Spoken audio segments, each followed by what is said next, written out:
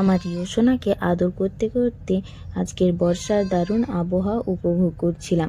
সেই সময় আমার মনে একটা ভাবনা এলো।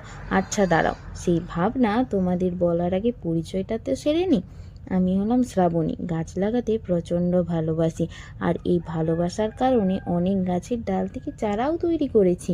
আমি জানি আমার মতো অনেক গাছপ্রেমী আছো যারা কম খরচে গাছ লাগাতে চাও, আর সেই সকল গাছপ্রেমীদের জন্যই মূলত আমার এই ভিডিওটি। আমি আমার ডাল থেকে তৈরি দুটি গাছ তোমাদের দেখালাম। তোমরাও যেন এই বর্ষায় অনেক নতুন গাছ তৈরি করতে পারো, সেটাই আমি ভাবছিলাম। এই যে এই প্রথম গাছটি হলো দত্তপ্রিয়া এবং পরের ফুলটি হলো রাখি ফুল। রাখির মতো দেখতে হওয়ায় ফুলটির নাম হয়েছে রাখি ফুল।